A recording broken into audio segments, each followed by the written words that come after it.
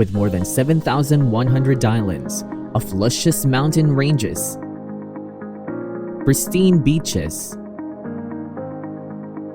and rich natural resources. With over 100 million of the happiest and most hospitable people in the world, a young, skilled, and diverse workforce, and one of the most resilient and fastest-growing economies in Asia, the Philippines presents boundless opportunities, an investment and business destination like no other. At present, the Philippines is home to more than 700,000 active corporations and partnerships, with over 84% registered as corporations.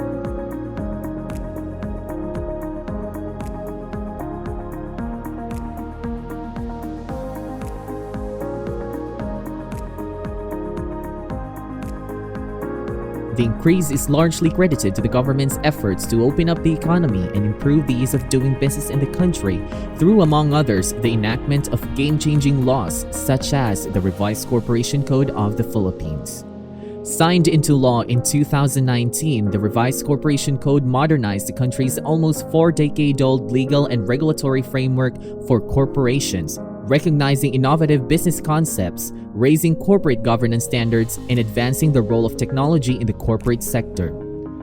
Among others, the Revised Corporation Code paved the way for the registration of one-person corporations, removal of minimum capital stock, subscription and paid-up capital stock requirements, removal of residency requirements for incorporators and directors, inclusion of juridical entities as incorporators, adoption of remote communication and in absentia means of participating in corporate meetings, and perpetual corporate terms.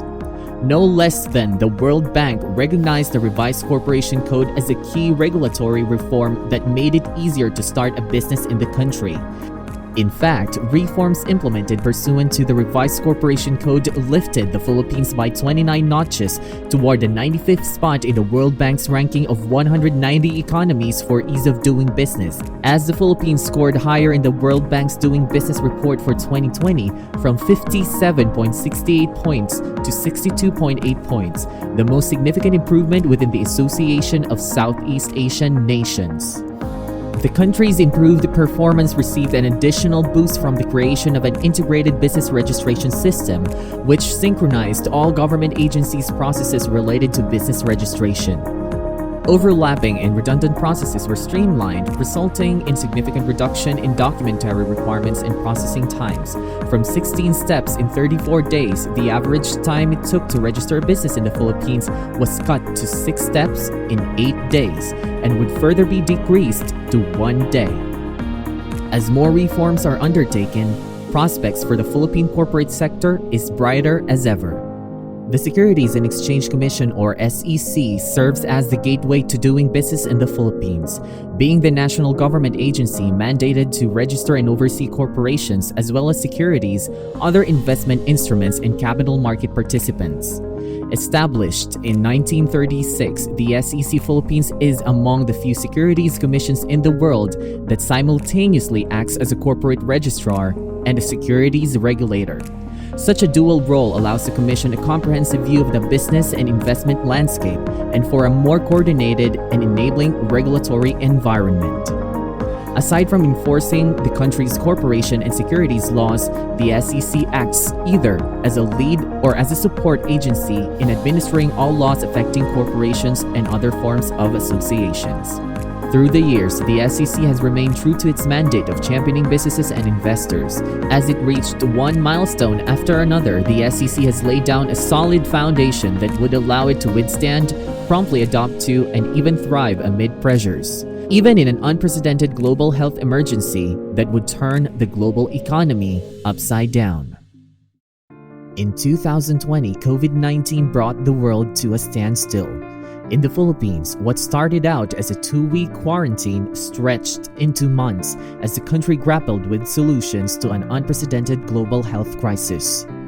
As overseer of the corporate sector, among the biggest drivers of the country's economy, the SEC had to step up and be at the front lines, implementing measures to cushion the impact and enable businesses to survive and help steer the economy back on the growth track. When most of the world had to stay at home, and when even a handshake could mean the difference between life and death. Digital transformation became the most logical means to keep life and business going.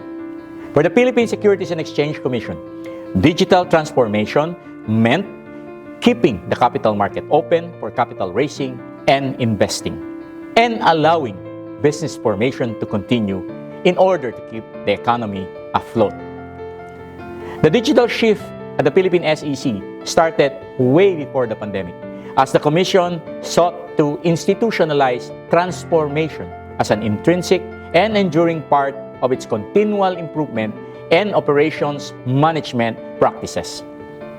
The shift to digital transactions was envisioned to make doing business easier than ever, as the Philippine SEC strives for a more empowered business sector considered among the best in Southeast Asia.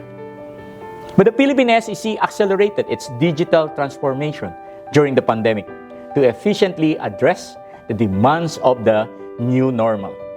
Guided by its digital transformation and technology modernization roadmap, the Philippine SEC turned the pandemic into an opportunity to modernize its policies and processes and to promote the use of technological innovations for more secure and easier transactions.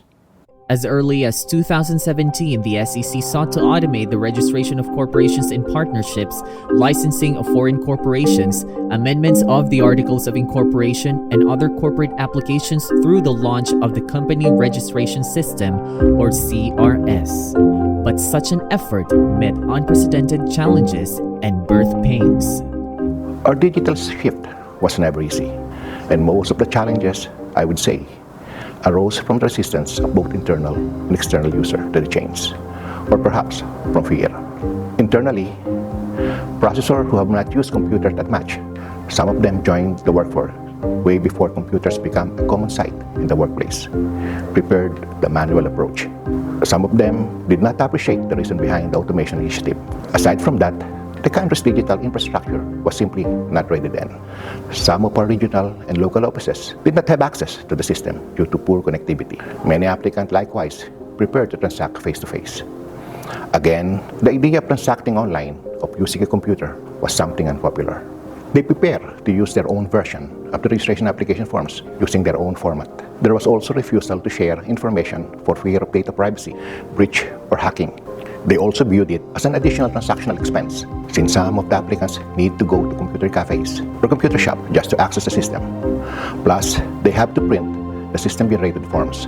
Integrating the legacy system with the related services and process of other government agencies also proved to be challenging. Countless meetings and modification of the memorandums of agreement between and among social agencies to come up with a unified registration records yielded modest results. There were delays in the deliverables due to replacement of personnel previously appointed. The different IT system of the social agencies involved with the starting a business encountered problems on interfacing and interoperability. And later on, the CRS became obsolete with the passage of the revised corporation code, which allowed for the registration of one-person corporations, removed the minimum capital requirements, allowed corporations to exist forever, to name a few. To overcome the challenges, the SEC Philippines adopted a hybrid setup, processing some applications manually and others online. Related interventions were implemented to improve the efficiency of the system and enhance user experience. In 2019, through the continuous efforts of the SEC, in coordination with the Department of Information and Communications Technology and the Anti-Red Tape Authority, the Central Business Portal was launched. Unfortunately, its physical existence was short-lived due to the onset of the COVID-19 pandemic. But the Philippine SEC has remained steadfast and undeterred by the challenges. In fact, our in-house IT and registration technical teams have collaborated to come up with a new registration system in a span of just 2 weeks. This initially led to the launch of an interim registration system, which we call the IRS, which served as a palliative measure to cater to the transitional features introduced by the revised corporation code and the abrupt closure of the National Business One-Stop Shop. As such, the IRS allowed for the submission and processing of applications for registration of one-person corporations and domestic corporations with less than 5 incorporators. These types of corporations were only recently allowed under the revised Corporation Code.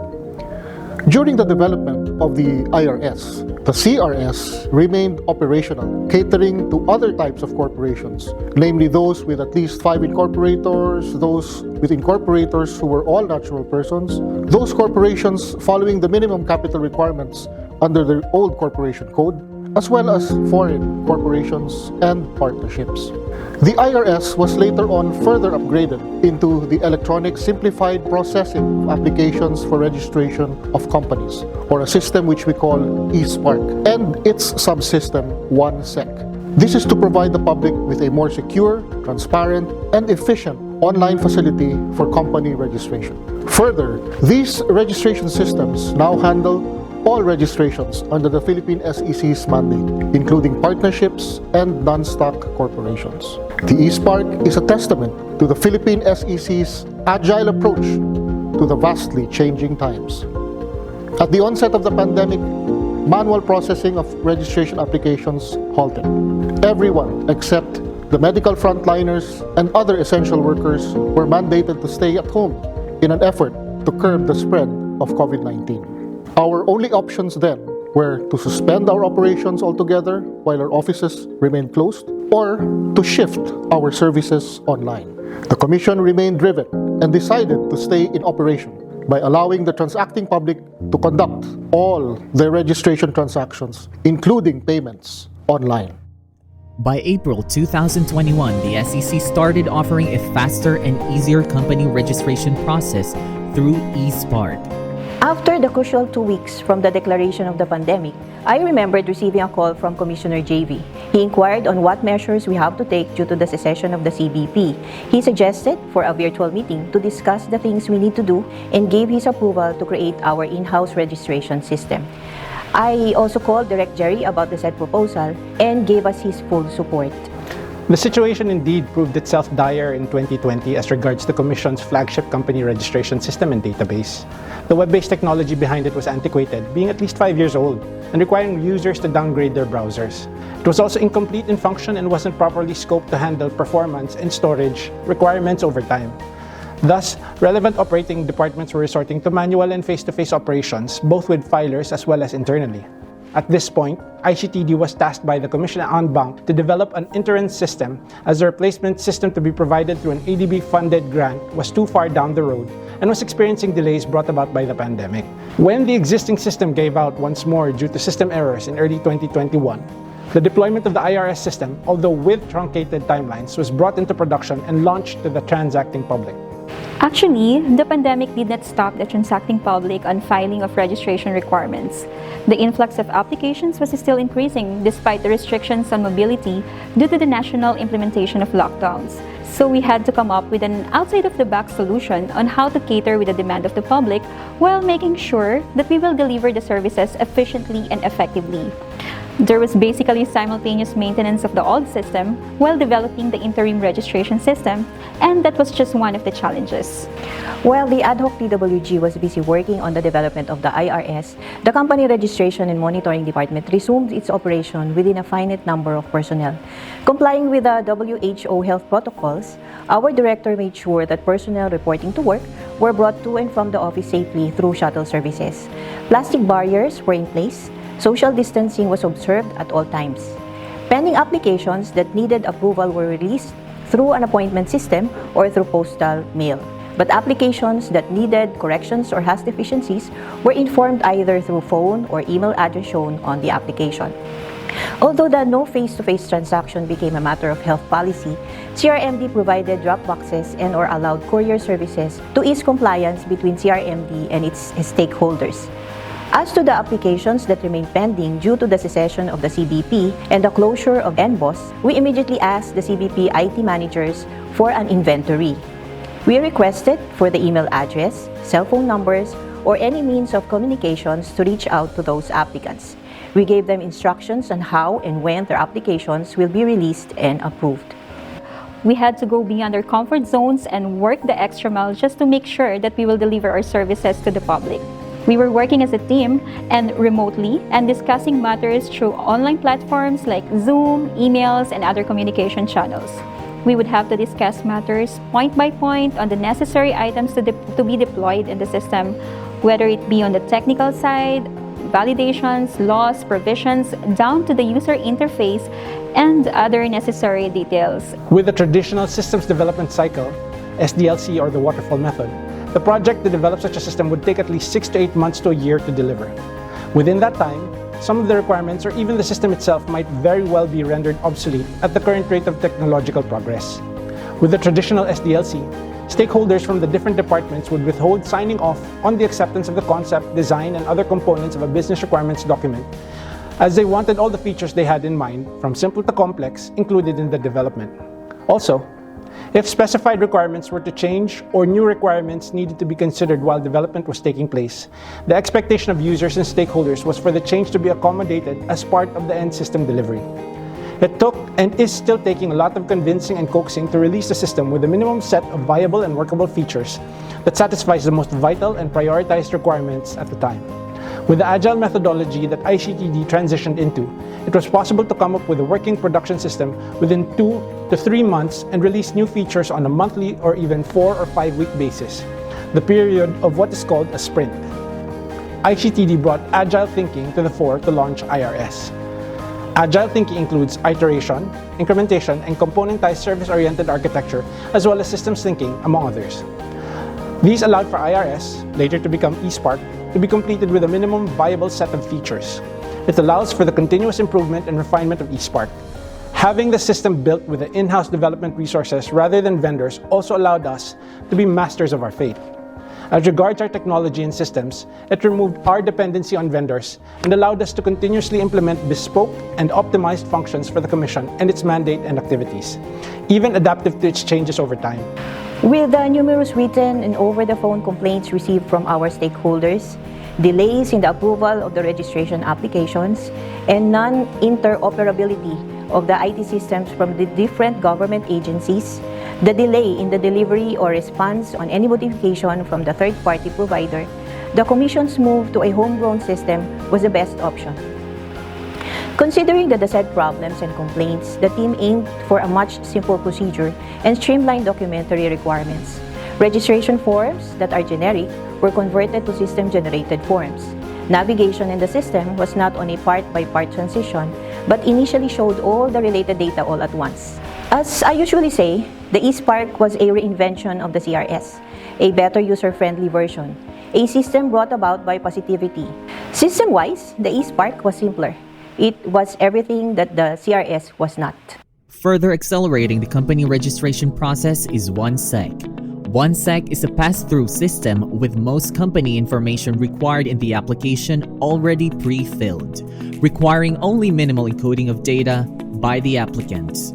Those who use OneSec to register their companies will immediately receive their digital certificates of incorporation upon completing the online process and may claim their printed certificates upon submission of their original registration documents to the SEC. Within a week after launching OneSec, the SEC saw record time for company registration at less than 2 minutes, proof of the speed and ease with which the system can be used. On February 5, 2022, eSpark was fully integrated with the Philippine Business Hub, the national government's centralized platform for business registration and related transactions. These reinventions created a conducive environment to encourage the formation and growth of corporate entities. Annual growth rates in the number of newly registered firms were in a sideways movement from 2017 to 2019. As the COVID-19 struck in 2020, the number of newly registered firms plunged by nearly 26% due to the implementation of lockdowns and mobile restrictions nationwide. However, with the creation and implementation of the eSpark, the number of newly registered domestic corporations and partnerships skyrocketed in 2021, rising 50.50% and 33.35% respectively. On a quarterly basis, the Commission recorded the highest number of the first quarter of 2022, with a total of 13,033 registrations. The Commission's timely shift to online company registration services facilitated the registration process, despite the limitation posed by the pandemic. A total of 12,998 corporations registered in the first quarter of 2022. I am comfortable using the corporate registration process online. In this manner, infection of COVID-19 is prevented. It is also cost saving as there is no necessity for transportation expenses, especially for the since gas price have increased tremendously. Finally, and most importantly, it is very convenient, and the processing is faster. The Philippines' trade and investments policies underwent significant transformation over the past 6 years. The government identified key economic areas for policy reform and initiated changes on doing business in the Philippines to build confidence among investors and stakeholders. One aspect of doing business that has indeed come a long way is the business registration system in the country. Perhaps one of the key initiatives of the government for ease of doing business is the establishment of the OneSec and eSpark systems of the Securities and Exchange Commission. As the frontline office of the Board of Investments, we received numerous inquiries from foreign investors on how to do business in the Philippines. One of the challenges that we encountered before is guiding these foreign investors in registering their business, especially to those outside the National Capital Region. But with the launch of the OneSec and eSpark, we are pleased to guide our investors and stakeholders on registering their business with ease. Having an online system for business registration is definitely a step up, since it promotes efficiency and it saves our investors both time and money. They no longer have to stand in queue while waiting for their transactions to be processed, nor do they have to fill in confusing forms, since the system only requires minimal encoding of data. This initiative definitely helps us promote ease of doing business in the Philippines. The Philippines is committed to providing a business-friendly environment for all enterprises. Our steady economic growth, one of the highest in Asia, and investment-grade credit ratings are backed by strong macroeconomic fundamentals, prudent fiscal policies, enabling laws, and high foreign exchange reserves and massive infrastructure build-up. What are distinct Filipino hospitality, that kind of attention and care to make sure your business need is met, is what we offer you to make your journey in building your business here in the Philippines truly successful. This is why we are diligently and strategically working in improving and reforming our policies, systems, and services in a whole-of-government approach. The Board of Investments and the Securities and Exchange Commission are partners in providing a seamless experience to our investors and encouraging them to do business in the Philippines. Trust that we will continuously work on our progress to achieve our goal of being the top investment destination. Let's make it happen.